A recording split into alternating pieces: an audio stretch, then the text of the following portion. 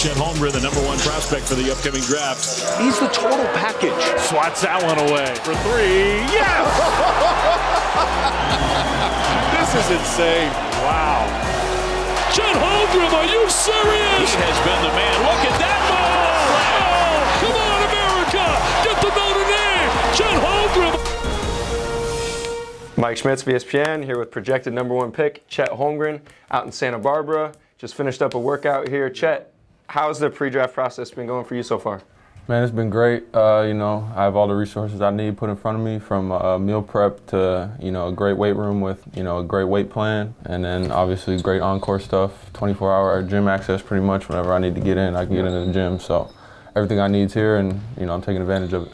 For me, coming out here the last, few days, couple times this week, being able to see you handling the ball, shooting on the move, coming off of ball screens as a ball handler, busting out into dribble handoffs, all that. How excited are you for the NBA game and just how open it is to be able to show some of that versatility? Yeah, no, I'm excited to be able to play in the NBA. It's been a lifelong dream to be able to, play at that level and compete at that level. So, I'm excited to show what I can do.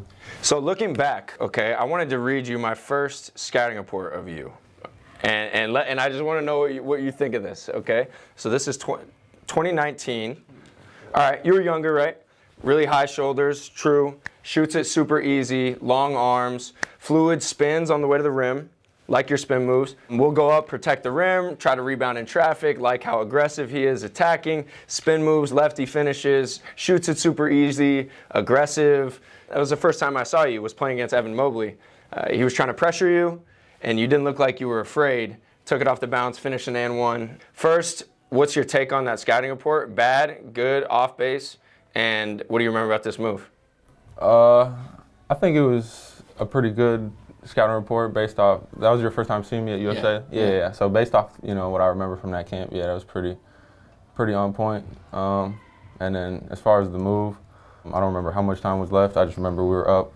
We were trying to run a little bit of clock, so I just kind of pulled it out, and then somebody was yelling at him to get up and pressure me, and then he tried to, jump up and pressure me, so I just kind of hit him with a couple, a half spin, hezzy kind of froze him, and then got downhill. Yeah, against, a guy people were talking about as, an all NBA, all defensive team, first team type of guy, potential defensive player of the year in the future. I think you opened a lot of eyes, at that camp. And then we've seen that all freshman year for you at Gonzaga. So we're going to break down your film here. We're going to go through, start with the offensive stuff, because that's where I think, people maybe don't quite understand the upside you have on that end of the floor. And I think where you were really able to show that was in the open court, right? What do you remember about this, and what are you looking at in the defense as you kind of bust out here?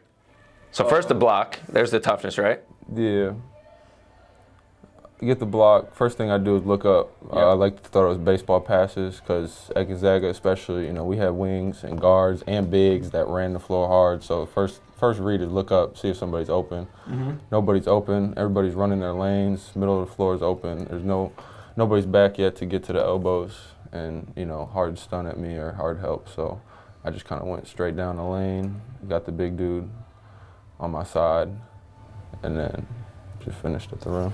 Almost like a little cross jab almost type of move right here. Keep him off balance a little bit. Yeah. And then acrobatic finish.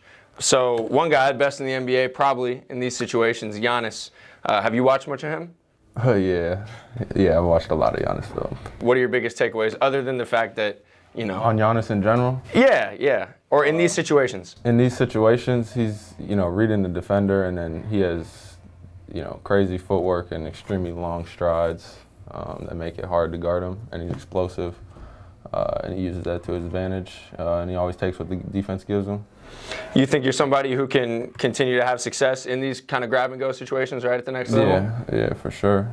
Another grab and go here. The big is kind of retreating. Yeah, in this game, they actually had Bowen guarding me pretty much whenever we matched up. So on this one, I was guarding Toss.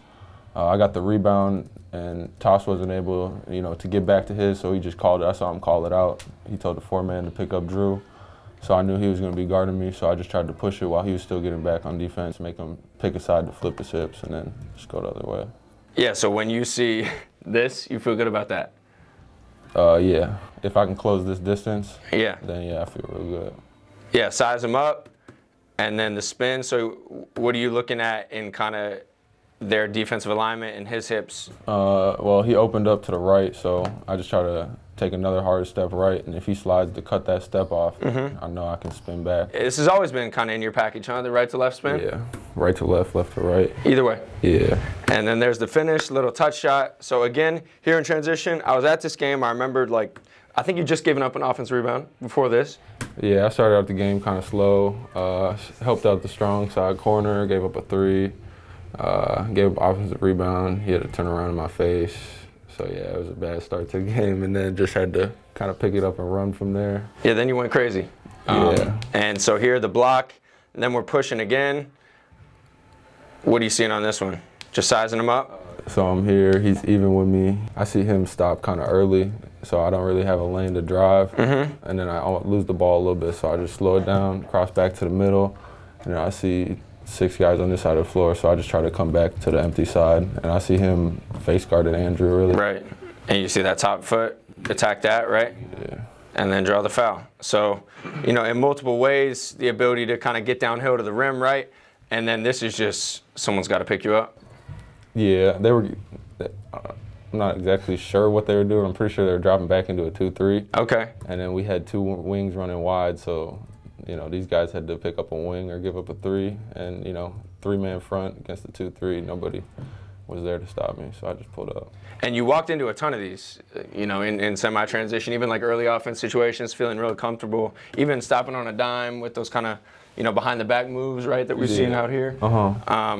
And the hang pull is kind of a part of your game, too. Yeah. One of the best hang pulls ever, probably, huh? Try to get there, yeah. Yeah, and KD. And KD took it from T-Mac. Shout out to T-Mac. Yeah, big shout out to T-Mac for the hang pull. So what did you like about T-Mac's game? I mean, there's a lot to like, from the, you know, the turnarounds to, you know, the actions he played out of. He played out a lot of pin downs, you know, off the move in space. You know, obviously the hang dribbles, but, you know, he could hang dribble and then blow by you too. KD does the same thing. What do you like about KD? I know you've mentioned him as a guy, I mean, obviously, like, I like his whole game. he's every hooper's favorite hooper, right? Pretty much. Yeah. Just how smooth he is, how fluid.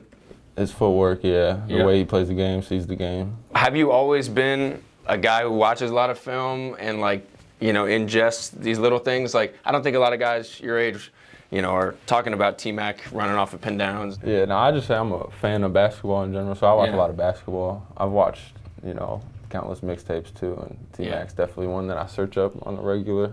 But then I watch a lot of basketball games too, like live. So I've seen a lot of KD and Giannis and these other guys. Jaren Jackson, too, another guy who, like, has started to kind of handle the ball more, even in pick and roll. Here in transition, obviously, nobody picks him up, but, you know, another guy I think, like, kind of fits that mold of someone who can, you know, put it down and play out of those actions that you can. You remember this? Yeah. Travel or no? I split my pivot a little bit, but they don't call that in the NBA, so I'll say no travel. I like that. So, all right, we've seen you busting out as the ball handler and now kind of as the trail, right? Yeah. So this is kind of what we were talking about earlier, but that little one-legged fall away, I know you had one in the second half against him as well. Yeah. What's the key to this move? Just using my inside shoulder to create that space. He backed up off the shoulder, and then, you know, even though, you know, Mark's a hell of a shot blocker and he's like 7'1", I know if I fade back a little bit and use my knee to create that space, I know I can get my shot off pretty much on anybody. Yeah, I mean, this is 7'8" wingspan, ACC Defensive Player of the Year, right? So Yeah. I think that shows that's going to translate. So the ability to, you know, get it in transition yourself, and then like we talked about, Dirk's one-legged fall away was crazy. Yeah. Did you study much of him? Yeah, I've definitely watched a lot of Dirk clips. Yeah, just another guy who can get his shot off at any time, high release, footwork, the whole deal. So, all right, that's in the open court. Now, I think, like, in the half court, you're built for the modern NBA, you know, with your ability to, like we talked about, you know, busting out of the corner into handoffs, even here, like, running through the catch. This is super fluid, you know, for a guy your height.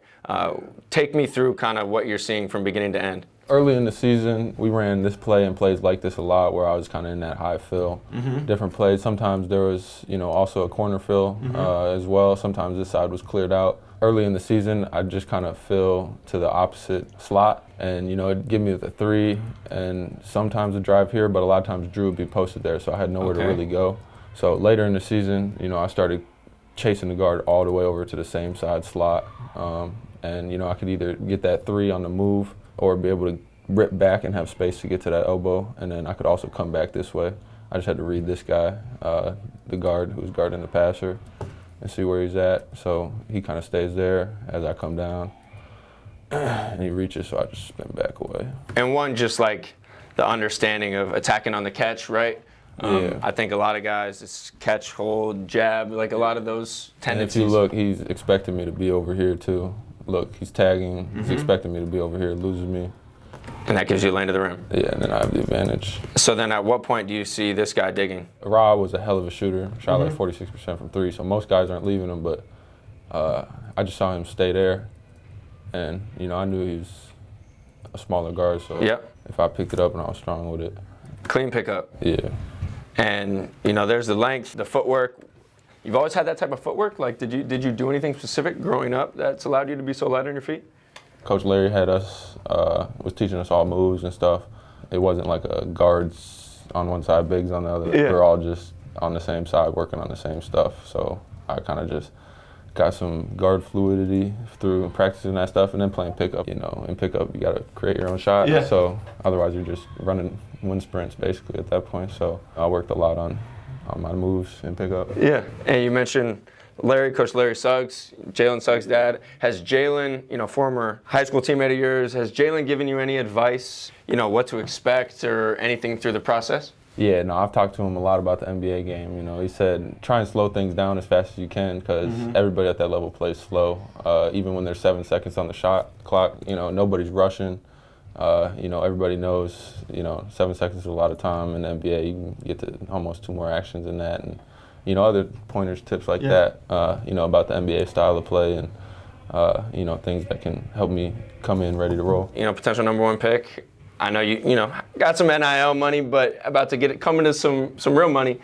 What's your splurge or your first big purchase or fill us in on that? I'm not a big, huge go spend all my money guy, but definitely going to be spending money on food. Good food, expensive restaurants. There you go. I'm a big food guy, so I'll probably have a pretty big grocery bill. Okay, what are you eating? What's your cuisine of choice? It depends what city I'm in, but I love the surf and turf spots. Okay. Yeah, you can't go wrong with a filet mignon and some lobster. There you go. I like that. Yeah. That's a good move. And Backyard Bulls. Yep. Santa Barbara. And shout out to Backyard Bulls. Lobster mac and cheese. Yeah. One of my all-time favorites. Yeah, that's a good one. I like that. That's more East Coast vibe. Midwest, you got that? Minnesota? West Coast too. Yeah, true. Every time I go to Vegas, and we've been there a lot for, tournaments and stuff over the years, so had some good restaurants. So you got your spots. Yeah. All right, back to the film though. This is I think an action that NBA teams are going to use you in, right? Maybe not this exactly, but whether you're busting out of the corner into a handoff. So what are you reading in the defender that leads to this decision? At the end of the day, if a defender wants to go under a screen or shoot the gap on a screen, they're basically, saying that you can't hit that stop behind 3. So that's the read every time, and just knock that down. And so say you're just missed your last 3, whatever it is, you're not really feeling good from beyond the arc. What's one thing you can do? Well, Drew right here kind of flipped it, so I can come right back to the open side, and then, if he steps over hard, it's a little pocket pass to Drew. Because this man's cutting out with Andy, so there's no stunt guy really in the way if I come this way. Otherwise, I can continue to bounce him down and see what my reads are from there. Yeah, so you're saying because Andrew's clearing out, there's no help? Yeah, because normally if Andrew was right here and I was in the open side, this stunt guy would be kind of patrolling. Seeing if I'm going to throw that pocket pass. But he cut out all the way with Andrew. He kind of stopped in the low hole, but there was nobody there for that pocket pass, so it would be there. How many 7-footers in the NBA playing pick and roll, throwing pocket passes? KD, Giannis. Maybe Jokic? Different speed? Yeah, different speed. But again, that goes back to how slow the NBA is. It slows it down. They don't need to play fast. So, Jokic knows what he's doing. He can get to his stuff regardless. I would say that about Chris Paul. Like, he's playing in slow motion. You know what I mean? Yeah. Like, the setups, everything is just his own pace. He's seen it so many times. It's just, Same movie. pretty much. So, again, another guy kind of playing out of these actions too. Jaren Jackson, kind of similar, right? Yeah. They gap it, mistake, make them pay. And then way back, Texas KD. That was a bad man. Bad man. Bad man. Like 25, 26 a game. You think you'll get to a point where it's like hop quick like that with your release? You think you're there? Yeah. Like where you can sprint off of it and it's... Yeah. Yeah. And then here, coming out of it again. So you can kind of race that under too and just attack? Yeah. Well, I saw he was going under. They wanted me to just launch a three. And, I didn't. I mean, obviously I said that's the read every time, but I saw he got bumped by Anton, and I had the advantage downhill. So I just tried to take it, and they tried to cut me off, which gave me the spin. Yeah, back left-hand finish, showing that ambidexterity. And then again, Jaren, another guy who's like been playing a lot out of these actions and blocking a lot of shots, having a lot of success. Yeah. So there with the offhand finish. And then also you can be kind of the guy who's initiating, right? Yeah. In dribble handoffs. What do you see on this one that leads to this move? I just saw he was expecting the handoff and then Yep. the guard come off, so he was getting in position to, guard a ball screen. So he kind of gave me that little advantage to fake it downhill. And then I saw that there was help. This guy is going to usually drop down here when this guy helps in on the big. So I knew that the fill back to the top was going to be there. Turn around. Julian, great three-point shooter. Big time. Knockdown. Yeah, great pass. So you got a bunch of options there, right? If he doesn't sink down, then you got the corner. Yep. Patient, make the right read, big time. And one other guy who's comfortable in these situations, Anthony Davis. Do you watch him much growing up? Most definitely. What do you like about his game? Again, his versatility. Yeah. Can do a lot of things on both sides of the ball. And throwback. This is, I think, his rookie year. Yeah, this is a while ago. Yeah, looking lean. And then another guy we talked about earlier, Evan Mobley. The Cavs, potential rookie of the year. Scotty Barnes edged him out, but Cleveland used him a lot in these type of situations, kind of 4-5 pick and roll. What do you like about this, and do you foresee yourself kind of functioning in some of these as well? I love this, and I love that the NBA is going in this direction. And yeah, I definitely see myself doing this. What do you love about this?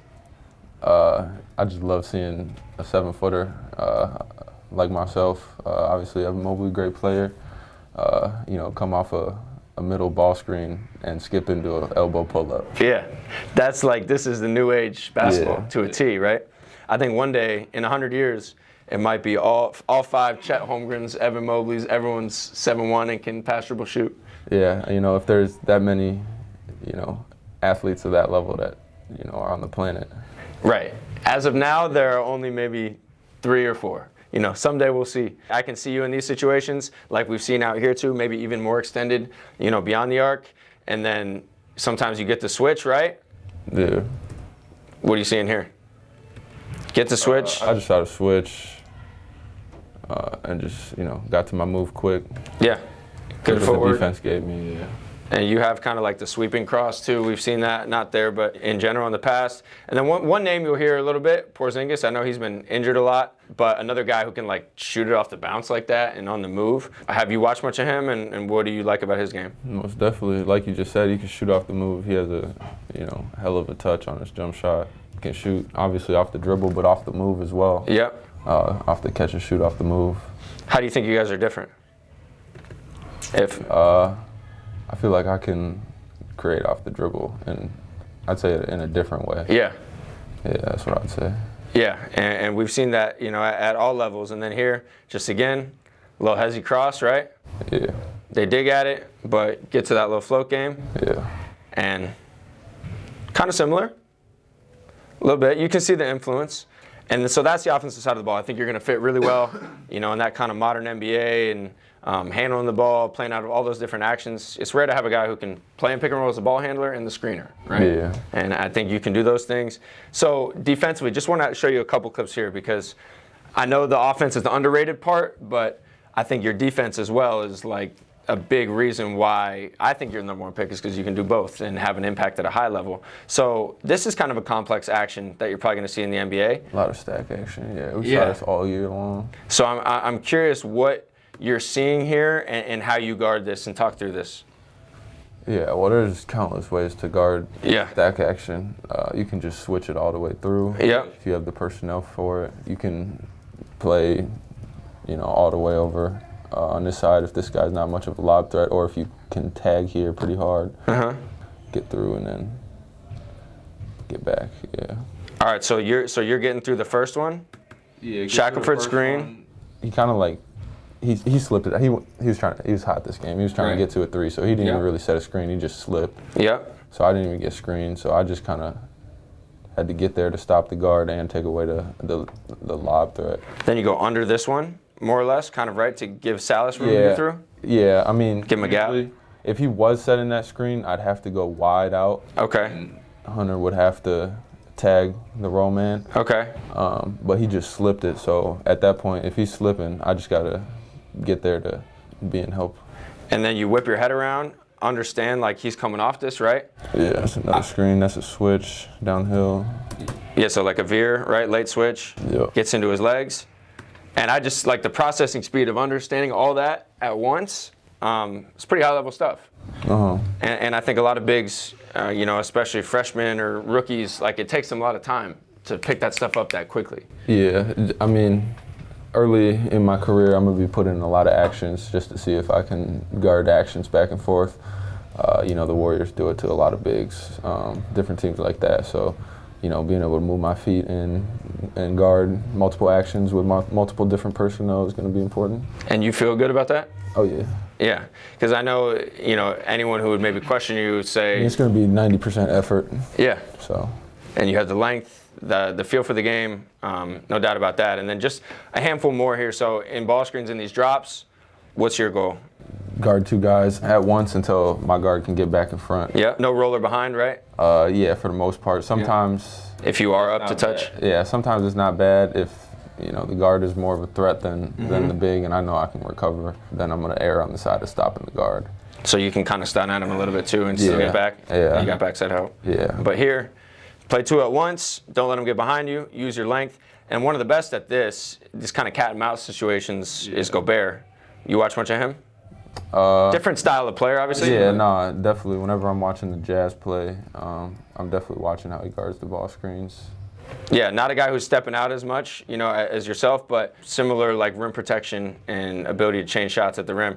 And then, the one question people may have is like, all right, how's he going to hold up if he ends up guarding Embiid or whoever it is, right? And you're laughing. Why are you laughing? A couple reasons. Yeah. Embiid averaged 30 for a reason. Right. Who's guarding Embiid is the question. Yeah. Exactly. So, I'm going to go out there and compete at, 100% level, no matter who I'm guarding. Yeah. Yeah, that's just a funny statement. Yeah, and having the toughness, right? Yeah. And we saw it against Jalen Duren too, right? Trying to go through your chest. Yeah. And for the most part, change shots at the rim with your length and just using that toughness and physicality, right? Yeah. And then one thing I think you're really good at too is like keeping a high hand. Gobert's really good at that. This situation here, keeping a high hand and changing shots in that regard. But I think your ability to step out and switch as well is going to be a strength. And you can guard fours or whoever it is, right? Where do you think you're at as a switch defender? Obviously, I have room to improve. I think I made a big stride towards the end of the season. Obviously, one of my reads is taking the top foot, so don't give up a top foot. Yeah. And, jump backwards rather than try and guess side to side with really good guards, especially, Javon Quinterly, obviously a really good. Shifty. Yeah, really good isolation guard, so don't give up that top foot. So don't allow him to attack your top foot? Yeah, jump back and not side to side. Yeah. But late contest, force a tough pull up. Yeah, you live with that.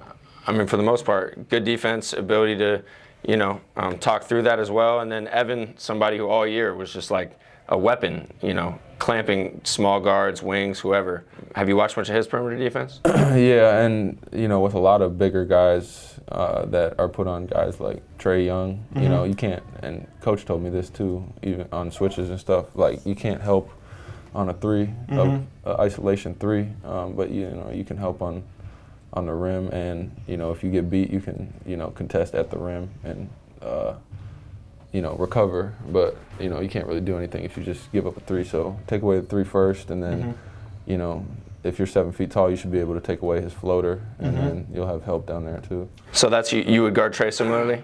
Yeah, exactly how it is. Perfect, picture perfect, really. Yeah, and then has backside help, the whole deal. All right, what do you remember about this matchup? This is a game that we wanted to win bad, but hell of a matchup. Obviously, Paul's a great player. Yep. Physical, got me to switch my feet, and then got into my chest and got a foul on me. So that's the main thing to prevent this is not switching your feet, you're saying?